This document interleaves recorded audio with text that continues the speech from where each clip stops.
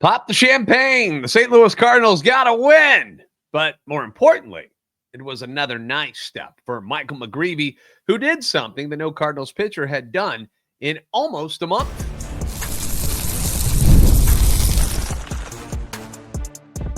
You are Locked On Cardinals, your daily St. Louis Cardinals podcast. Part of the Locked On Podcast Network, your team every day.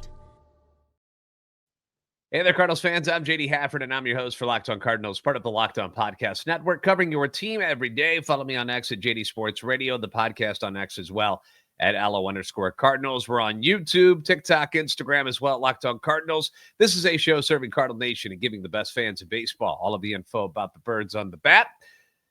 Today's show, we've got a few things to get to. We're going to do some trade deadline talk. I also want to discuss some of the feedback that we got when discussing the possibility of trading Brendan Donovan. Some people got worked up about that yesterday, so we'll get to that. But John Mozeliak had some things to say about who and why certain people might be available at the trade deadline, so we'll discuss those things as well.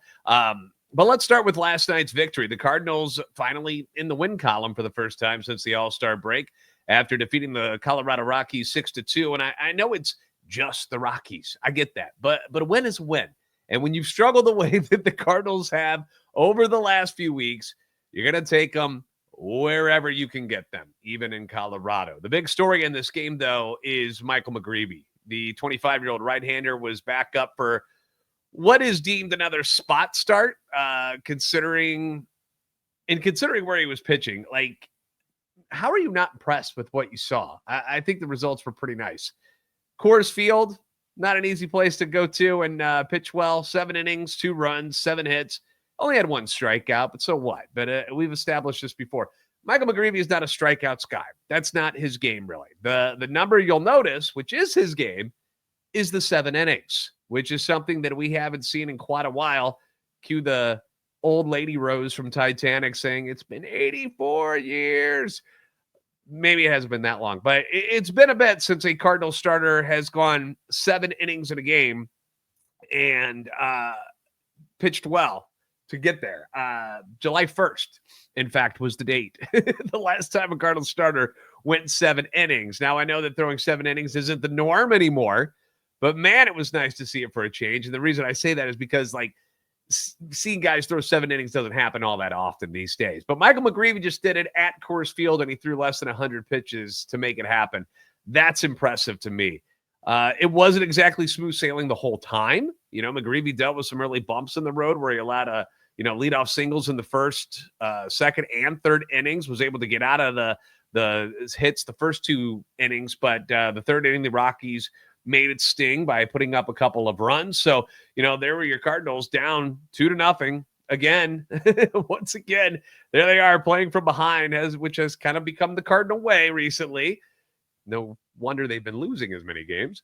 And normally after they fall behind, things begin to spiral out of control.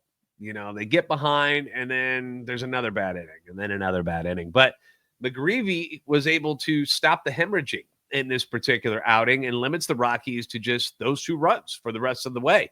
Gave the offense a chance to get back into things, which they did. And then after they had tied it up, he didn't allow the Rockies to tag on any more runs. Far too often the Cardinals offense, they'll put up a fight. Like, say a team jumps out to that 3-0 lead that I brought up yesterday, where it always feels like they're down 3-0.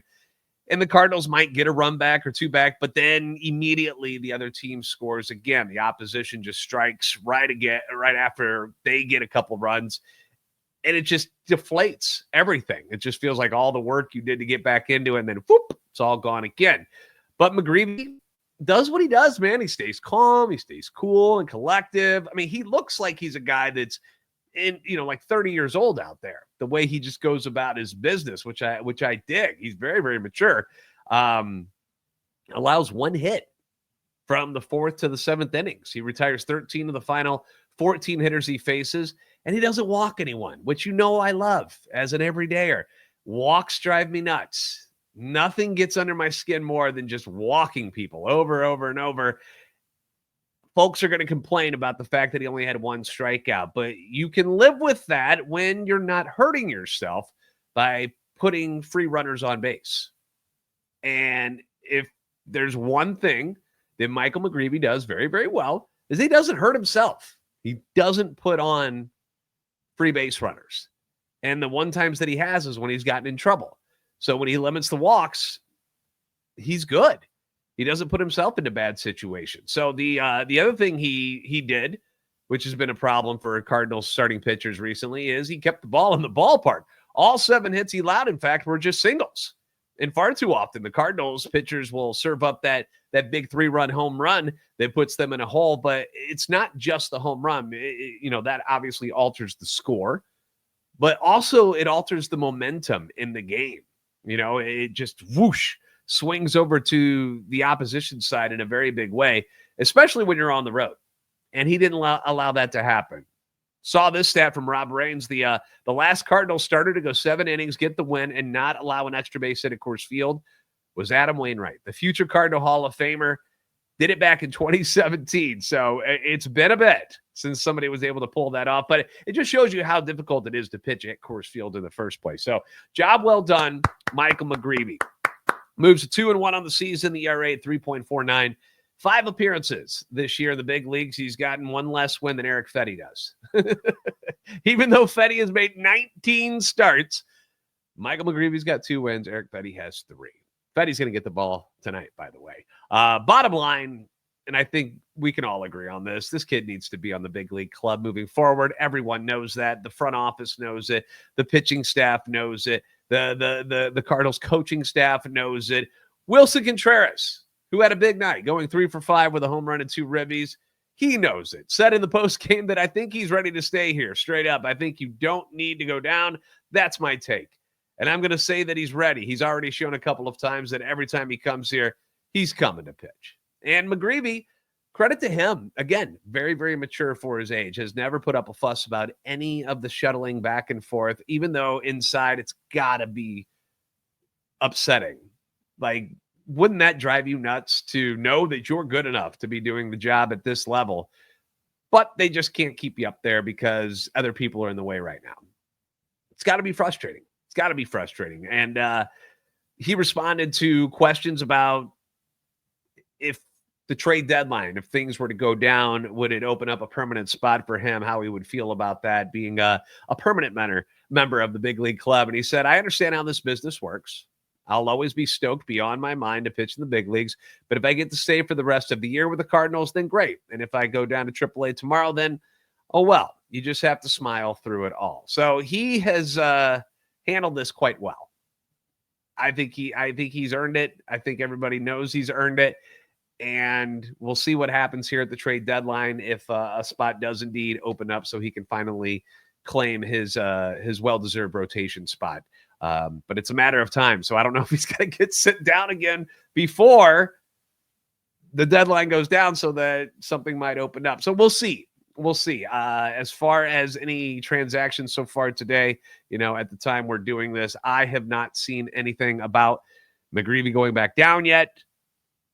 I'll do one quick look here just to make sure, but I am not seeing that. I am seeing those sad news. Ozzy Osbourne passed away. Just did that show, what was that, 2 weeks ago? And he's gone, which is very sad. But not seeing anything on any updates on Michael McGreevy getting sent down yet. So for now, he's still with the club. But it would, it would certainly put a smile on my face and most Cardinals fan faces if McGreevy got to stay. I'd also like to see the offense that we saw on Monday stick around for a bit. We'll discuss it, and we'll get to what John Mozeliak had to say about their trade deadline intentions. That is coming up next on Locked On Cardinals.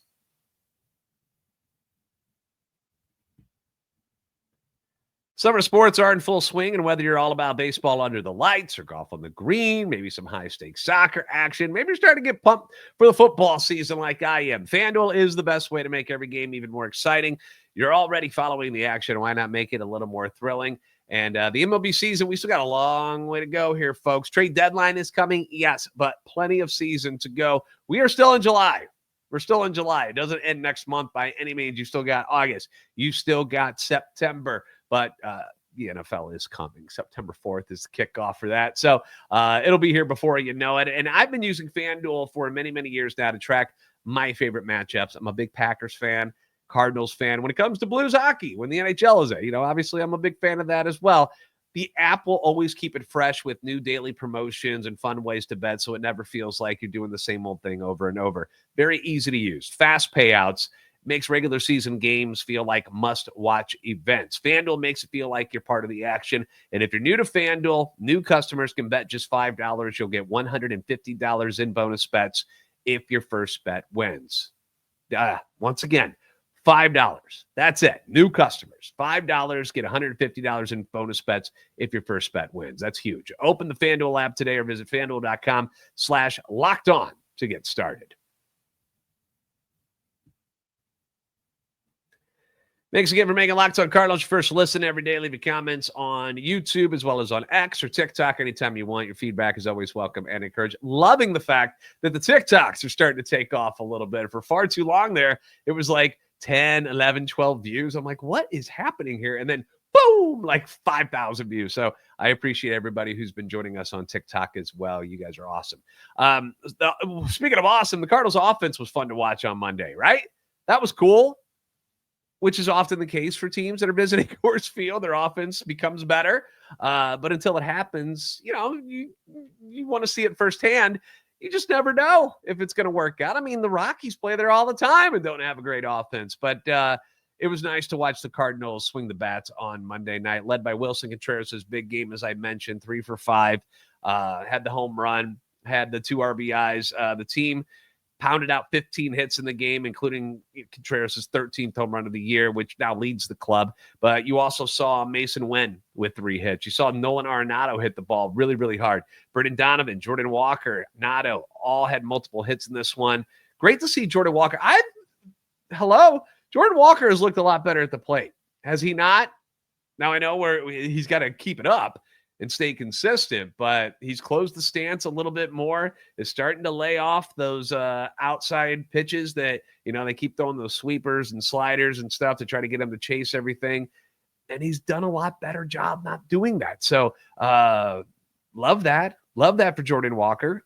Willie, Nato, Donnie, and Mason also had doubles among those 15 hits. Victor Scott, he's laying down bunts and beating him out at first base. Nato stole a base. Mr. Wheels himself.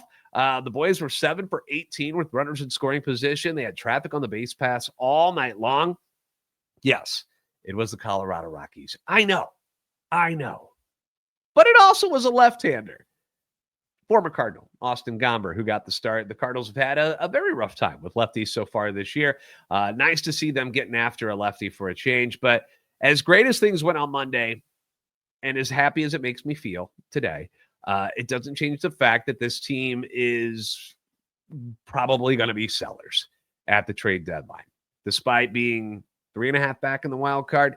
John Mozeliak had this to say about the team's situation prior to the game on Monday. Told this to the media that was surrounded there. Clearly, the weekend was not what we wanted to see, and now we've got to understand what the future looks like for us as we reflect on really what's best for the organization. There is the longer view in terms of, are there decisions that we can make that would better situate the franchise in 2026 and beyond? So obviously, we have a lot of players that people have interest in, and we have to sort through all that. And before we make a determination exactly what this will look like, now we can assume that Mo is talking about when he says there's a lot of players that people have interest in. We can assume that some of the headliners of that group are closer Ryan Helsley, relievers Phil Maton, Steven Matz, maybe Eric Fetty if we're lucky. But what about the guys with the no-trade clauses? What about Nolan Arenado and Sonny Gray and Wilson Contreras and I guess Miles Michaelis, although I can't imagine a lot of people are calling about him. But apparently, those are some discussions that are still set to take place. Mo said this about talking to Nolan Arenado specifically, that I haven't, but that's something we will have a good understanding of as we enter that final week before the trade deadline. Right now, I would envision him being a part of this in the future, but if something were to pop up, I would definitely discuss it with him. To me, that says It's not a no if you were interested in Nolan Arenado or Wilson Contreras or Sonny Gray or Miles Michaelis. It doesn't mean they're not going to pick up the phone. They're not going to answer it if you call and say, just curious, what about Nolan Arenado? Mozeliak did tell John Denton from MLB.com that he didn't get the sense that there had been any change of heart with Contreras or Gray as far as wanting to stay with St. Louis and stay with the Cardinals. That was the thing this offseason that he went to him and was like, hey, this is kind of the direction we're going in. I don't know if that's something you're interested in. We would be more than happy to talk to other teams if there's places you want to go. They said no. They want to be in St. Louis. They want to stay with the Cardinals. Nolan Arenado famously had a chance to go to the Houston Astros. A trade was in place. He vetoed it, as was his right with his no trade clause, and decided he wanted to stay in St. Louis. Wasn't sure about the situation in Houston. I wonder if he regrets that now, since Houston is a first-place team and the Cardinals are in fourth place, or tied for third now, I think, now with the Reds. But either way, I'm sure this is something that he'll go to him again and go like, look, here's what we're looking at. Do any of you want out? If you're interested, we can do this at the trade deadline. I'm sure there'll be another discussion this offseason about whether or not these guys want to go somewhere. Maybe they'll have a change of heart then, or maybe it's just a better time for them to make a decision on whether or not they want to move on from the Cardinals or not in the offseason. I feel like that's more likely to happen with these guys. They don't seem like guys who are just, they're family guys. They're veterans. They don't want to pick up and go now. I don't think that's something that they're interested in, especially if they don't get to go to like the team they want to go to. Like with Arenado, if it was the Dodgers, who people have always said he wants to play for, if they're not interested, would he even want to go to any of these other teams? Like, is that something he wants? So these are discussions that will be had, but at least Mo is being open about this and saying, look, we're going to talk to them and we'll discuss it. It sure would make the deadline more exciting for Cardinal fans if those veterans did waive those clauses and were at least willing to look at other spots. But I'm not going to get my hopes up about anything like that, because it's not like I want to trade these guys. I don't. I like them all. I just know the return for them would probably be a little more fun to talk about than what someone might give up for, say, Steven Matz. Does that make sense? Derek Gould wrote this, though. I thought this was an interesting nugget. That according to sources not with the Cardinals, there are teams wondering if the Cardinals would entertain trading younger players at positions where other starters have emerged. Two examples would be Jordan Walker or Nolan Gorman. That would be shocking to me if they were dealt. Doesn't mean it can't happen or won't happen. That would shock me, though. I was as shocked as anyone last year, though, when Tommy Edman got traded. So I didn't see that one coming. That caught me off guard. So you never know. You never know. But I just cannot imagine them. First off, I can't imagine what somebody would give up for them right now. One of them's hurt. Nolan Gorman's on the IL. Jordan Walker's just starting to look like he's a capable hitter. And that's only for a couple of games. It just would surprise me that somebody would come up with a deal rich enough for the Cardinals to be like, all right, we're willing to give up on him now. It would shock me. Speaking of shocking, I did bring up a scenario yesterday that got some people worked up. And that was, should the Cardinals be willing to trade Brendan Donovan if other teams were to call and be interested? We're going to go through some of the feedback next because it was very, very interesting to me. We'll talk about it coming up on Locked On Cardinals.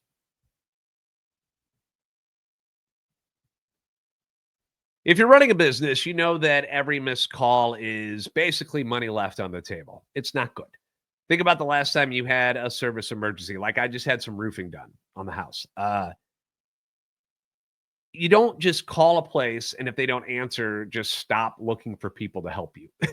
That's not what happens. You go down the next guy available or gal available on the list there.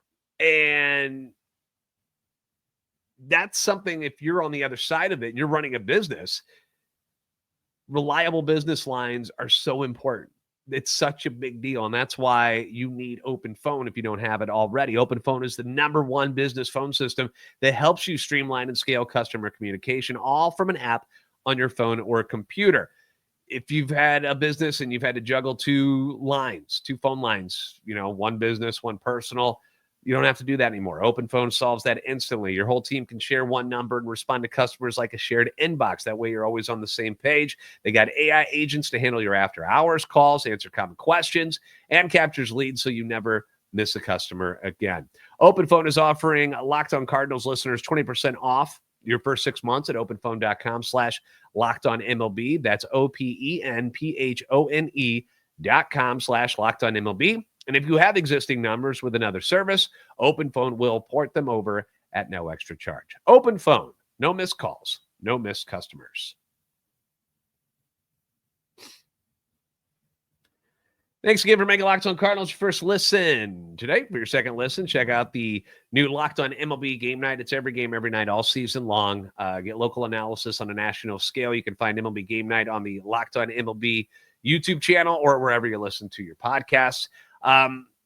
So if you were the Cardinals, would you be willing to trade Brendan Donovan? That was my question yesterday. And we got a lot of different responses about this because people love Donnie. And when you try to take away their favorite guy, they get a little worked up. But there were others who were pretty open to doing something like that. Aiden says, I don't know if I'd actively shop him, but if a team comes across and gives you an offer you can't reject, very Godfather style right there, then you absolutely need to. They make him an offer he can't refuse. Jeremy says, tough call. Really depends on who. If the price is too good to pass up, then yes.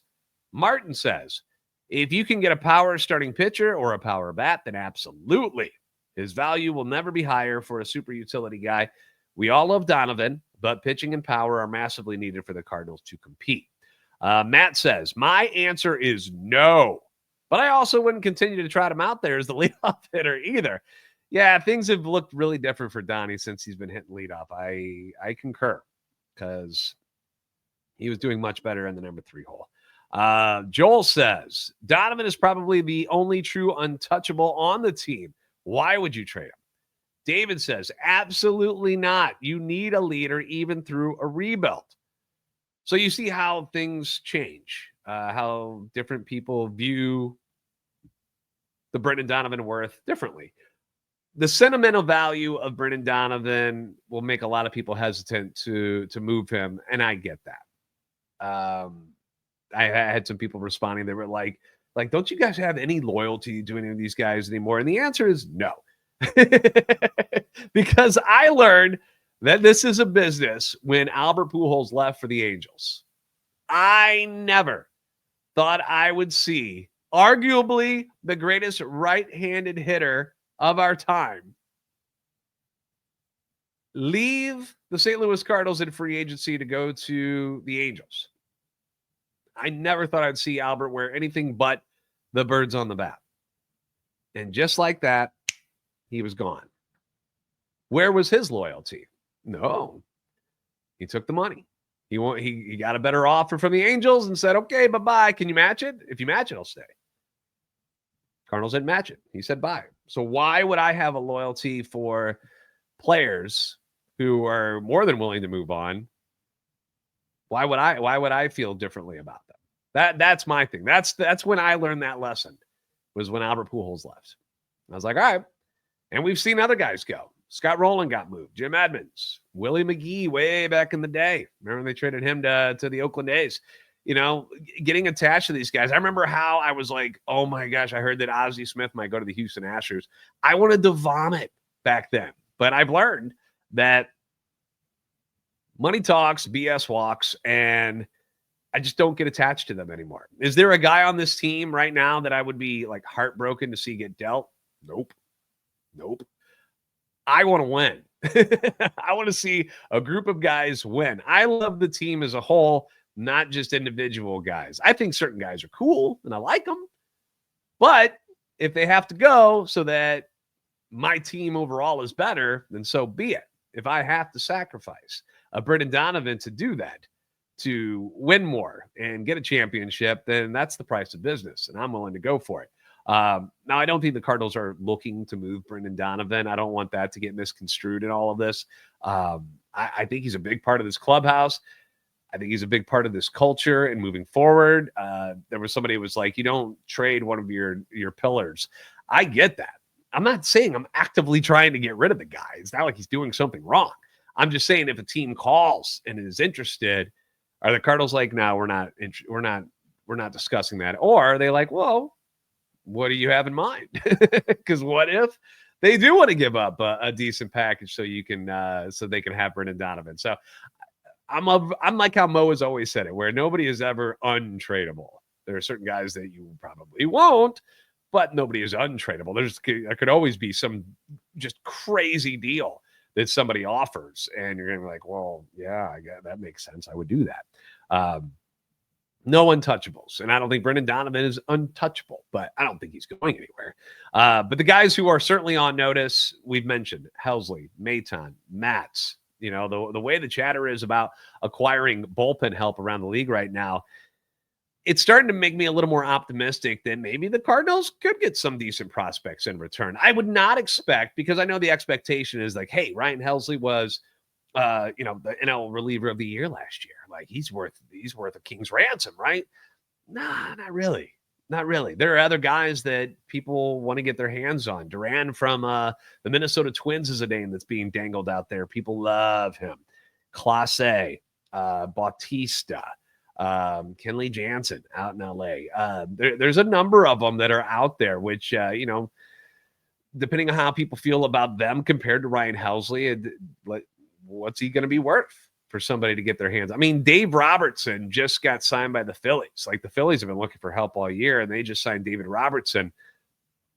That's how desperate they are. So, you hope some of these, big market teams that got a lot of money and prospects and are willing to do whatever it takes to get into the playoffs and to win this year, that they're willing to sacrifice a hefty load of prospects in return for some of these guys. We saw what the Padres did last year to get Tanner Scott, and he was very good for them.